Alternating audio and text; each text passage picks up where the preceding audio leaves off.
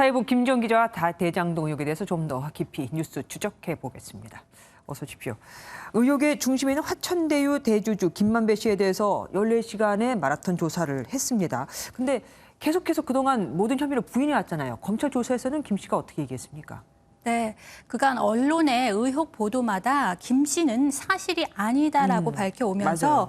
모든 의혹을 부인했는데요. 마찬가지로 검찰 조사에서도 모든 혐의를 부인한 것으로 전해집니다. 검찰 수사는 대장동 사업을 설계한 인물로 지목된 정영학 회계사의 녹취록과 성남도시개발공사에서 투자 사업 팀장으로서 사업 시행을 도운 것으로 알려진 정민용 변호사의 자술서를 토대로 진행되고 있습니다. 네. 김 씨는 이 녹취록의 신빙성 자체를 문제 삼은 것으로 알려졌습니다. 그렇게 다 부인하니까 검찰이 오늘 구속영장을 청구한 거 아니겠습니까? 네. 어쨌든 그러면 김만배 씨는 이 정회계사의 녹취록을 다 그냥 부인하고 있는 겁니까? 네. 거짓말이라고. 정회계사의 녹취록은 의도적으로 편집한 녹취록이라는 기존 주장을 강조하면서 정회계사 역시 믿을 수 없다고 말한 겁니다. 정영학 씨와 진실된 대화를 나눠본 적이 없어요. 수사의 근거가 되는 녹취록이 증거 능력이 없다는 주장을 펼치는 것이란 해석입니다. 법조계 관계자는 범죄 혐의를 받는 당사자 간 주장이 엇갈리는 상황에서 검찰이 녹취록 내용을 입증할 수 있는 물증과 관계자 진술을 확보하는 게 중요하다고 말했습니다. 하긴 지금 있는 거는 녹취록이 다니까 말이죠. 네. 그런데 김만배 씨의 해명도 신뢰하기가 참 힘듭니다. 천화동의 1호 소유자가 누구인가에 대해서 답변이 오락가락했어요. 네, 천화동인 1호는 김 씨가 대주주로 있는 화천대유가 1억여 원을 출자해 만든 김 씨 소유의 법인입니다. 네. 그런데 정회계사의 녹취록에 배당금 절반은 그분 것이라는 김 씨의 발언이 담긴 것으로 전해지면서 실소유주가 유 전 본부장이다, 그보다 높은 정치인이다 등 여러 의혹이 제기됐는데요. 앞서 김 씨는 그런 발언을 한 적이 없다고 해명했지만 오늘 새벽 검찰 조사 이후엔 얘기가 좀 달랐습니다. 더 이상의 어떤 구사업자 갈등은 번지지 못하게 하려고 하는 차원에서 그렇게 말했습니다. 그분 발언을 했다는 답변으로 읽히는데요. 하지만 김 씨 측은 곧바로 질문 취지를 잘못 이해한 것으로 그분이란 말은 한 적이 없다고 다시 해명했습니다. 그러니까요. 들으면서도 헛갈리더라고요. 그리고 천화동인 1호가 자신 거라고 말했다는데 그러면은 유 전 본부장한테 뭐 뇌물을 준 적이 없다 이 얘기로 해석해도 될까요? 네, 이 녹취록에는 김 씨가 천화동인 1호 배당금의 절반 이상인 700억 원을 유 전 본부장에게 주기로 약정했다는 내용도 담긴 것으로 전해지죠. 네.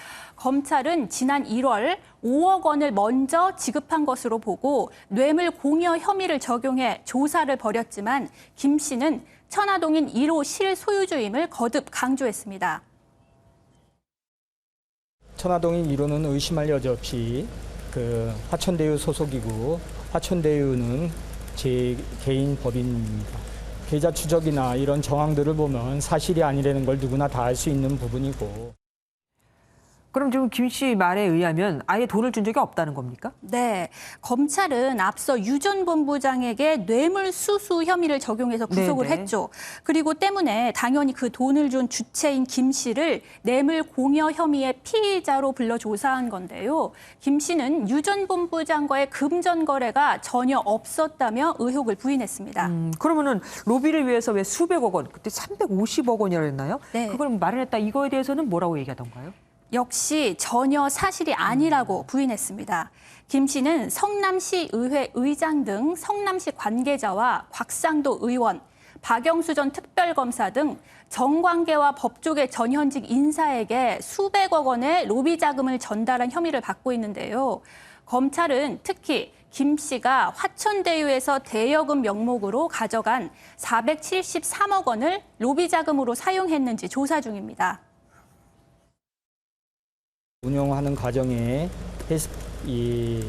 빌려온 돈을 갚는 데 사용했습니다. 계좌를 통해서 다 밝혀졌고 불법적으로 사용된 것은 없습니다.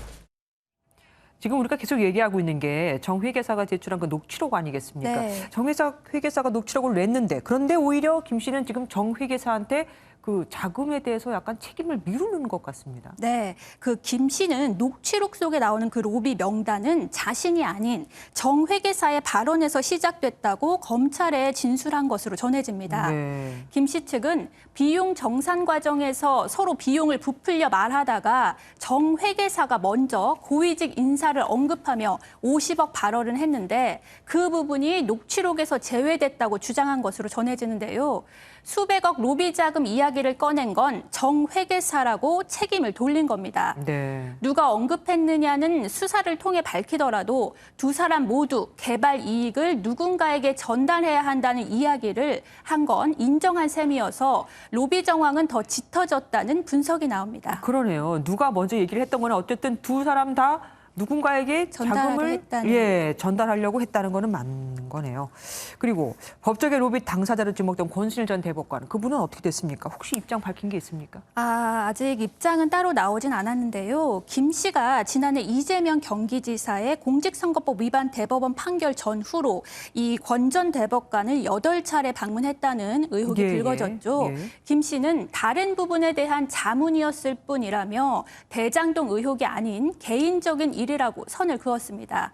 이처럼 김 씨가 모든 의혹을 부인하면서 검찰이 오늘 김 씨에 대해 사전 구속영장을 청구했고 김호수 검찰총장도 오늘 수사 협력을 위한 검경 한라인 구축을 지시했습니다. 예.